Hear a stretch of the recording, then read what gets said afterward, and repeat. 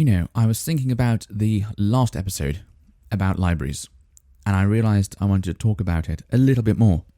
Perhaps not about libraries, but about this idea of sharing, which is sort of like at the core of libraries. If libraries don't share books, then they're not libraries anymore, really, are they, if they don't share things with people?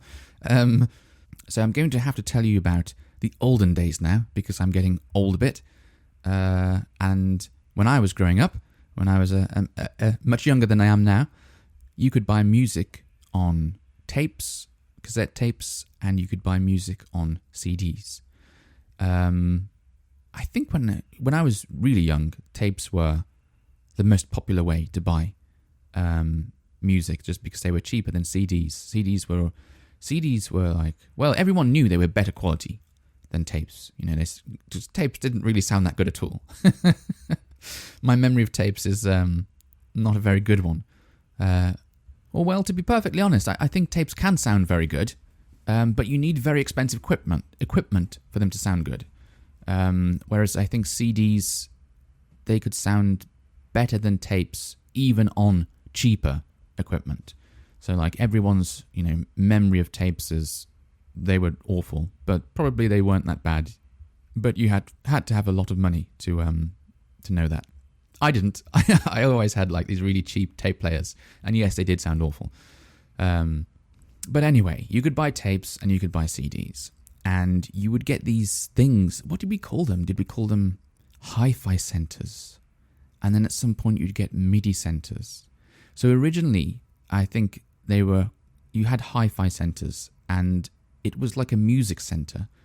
And what is a music center then? So a music center is just like this thing. It would usually be like a main unit, and then it would come with some speakers as well. And this main unit would be the thing that played music. It would have a radio in, it would have a CD player in, it would have tape decks, which is the thing you put the tapes into, and sometimes have a record player as well. So I remember one that... Actually, I had one myself, yes. So my parents had one, I had one, and it did have a record player on the top. Radio below it, CD player. My parents' one had a CD player as well, yeah. And they had like this weird CD player, like a huge one. You open the drawer, and it came out, and it had like 3 holes in it for 3 CDs. So you could put 3 CDs, and it would play all 3. Well, it wouldn't play them all at the same time, of course. That would sound crazy. But I mean, it would play one, and then it would play the next one, then the next one. Anyway, they usually had like 2 tape decks as well. And why did it have 2 tape decks? I mean, you can't play 2 tapes at the same time. That would be stupid. It would sound weird. Well, there was the reason they had 2 tape decks. It was very common to see 2. I think, firstly, there was just lots of space. It was easy to put 2 tape decks in because they were big, these hi-fi center things. So there was plenty of space. But the whole point of putting 2 tape decks in is that one was for recording and the other one was for playing. So you'd put the tape you want to copy in the drive for playing. You'd put the tape you want to record onto in the drive for recording. You'd press play on one side and record on the other side. And then you'd just walk away. I don't know, you could let the music play whilst it was recording, so you could listen to music, or you could just like turn the volume down and just, I don't know, go outside and mow the lawn or do something, and then just wait for the whole tape to play. If it'd probably take about 30 minutes or something. Wait for it all to play, come back, and then you've got a copy.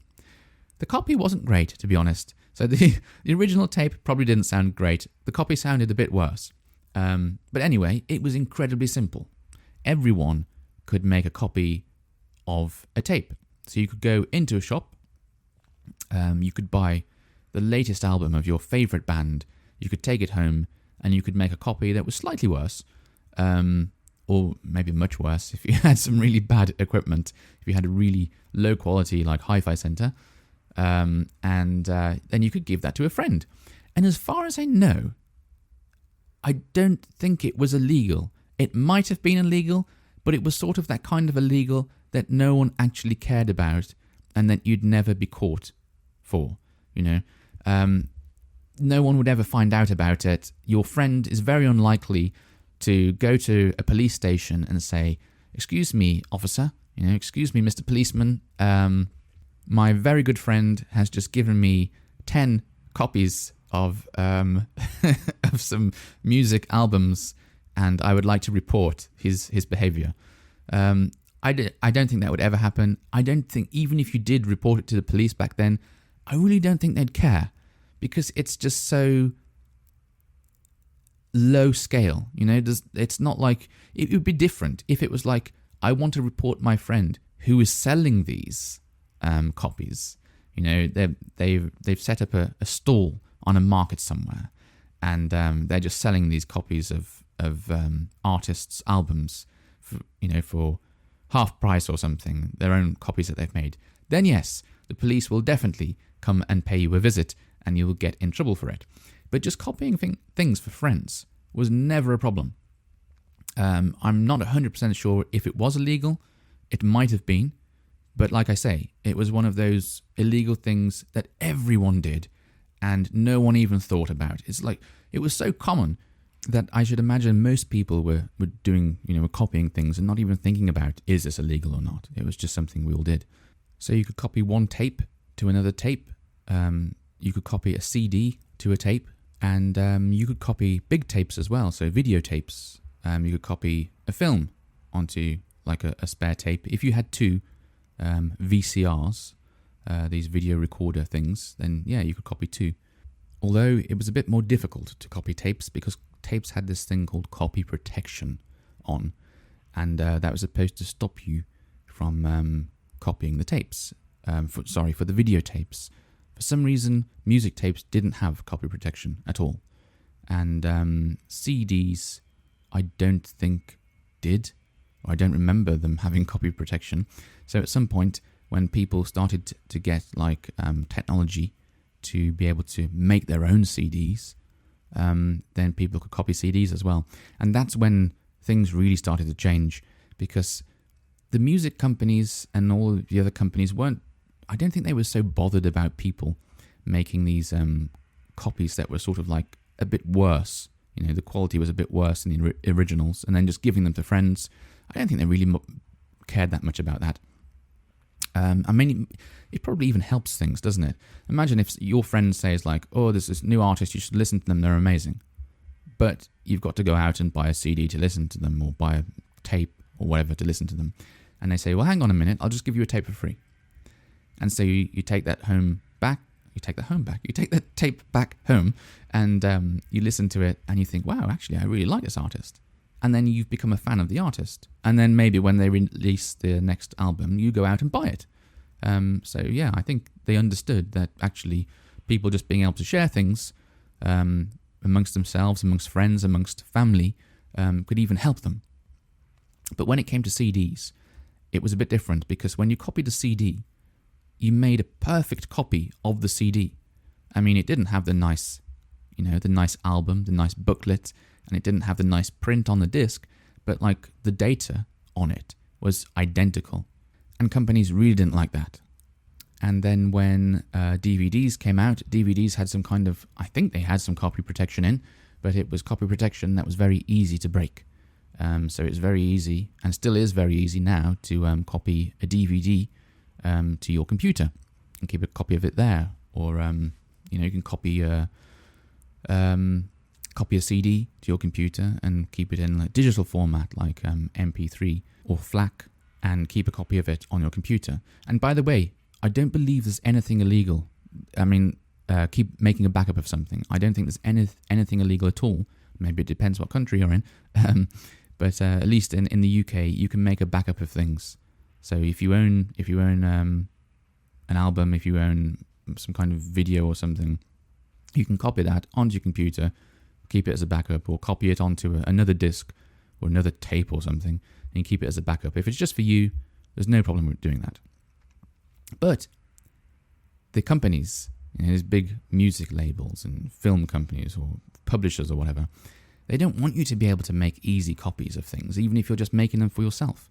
So they're always trying to find new ways to sort of stop us from being able to copy things, being able to share things. And that's a technology that's usually called DRM, or digital rights management. So they like to manage our rights digitally. But anyway, I think it's so weird how in my lifetime, you've been able to buy something, this Music Center thing, and it's got these 2 tape decks in, and one's for recording. It's got a big red recording button on, and it's just been like, yeah, go ahead, record, do what you want, make copies, share with your friends. And now it's turning into like, no, you can't do that. That's illegal. That's piracy. That's a crime. And even we don't trust you to make copies anymore. So we're going to manage your rights digitally. We're going to apply this DRM technology and say, no, you can't do that. And we're going to control what you can do and what you can't do. And it's got to the point now where some big companies are having to be very careful about the language they use when you're buying things from them. So Amazon, for example, recently stopped saying buy a book. So if you're buying a digital book, for your Amazon Kindle, I can't remember the exact wording. I can't remember exactly how it's written, but on the place where you sort of click buy or purchase or whatever it is, underneath it says, it makes it very clear that you're not buying the book. If you buy it, you're not going to own it. You're just renting the book. So you pay this money and you get to rent the book for as long as Amazon say you can rent the book. So it's not yours. So don't think you're buying a book for yourself. No, you're not. You're just renting it. So it's never yours. You never own it. And that's what they're trying to make clear now. So this is completely different. This is the exact opposite of the way things used to be, where you could just share things with friends, or you buy a book and you can give it away. If you don't want it anymore, give it away. If you want to lend it to someone, you can just say, here you go, return it to me when you finished reading it. And I really miss those days, to be perfectly honest. Not just because it was nice getting something for free. I mean, it was, of course. But it was just different. It was just more personal. You'd be talking to friends about what it is that they like, and they'd tell you why they like it, and then they'd give you a copy of it, and it was just somehow better. It's always seems a bit, I don't know, sterile, I think I'd say, a bit like lifeless when someone just sends a link on an app to me, some kind of chat application, and just says like, I don't know, take a look at this book, it's really good, and it's just a link to like an Amazon bookstore, or I don't know, Spotify thing, Yeah.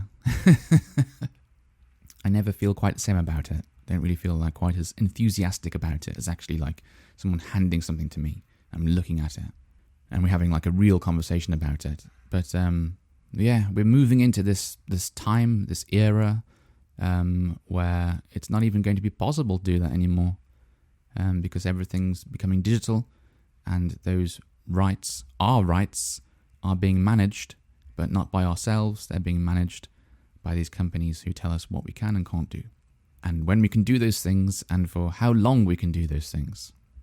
And it's for this reason that I think libraries are even weirder now. They seem even more strange, because they're like the polar opposites.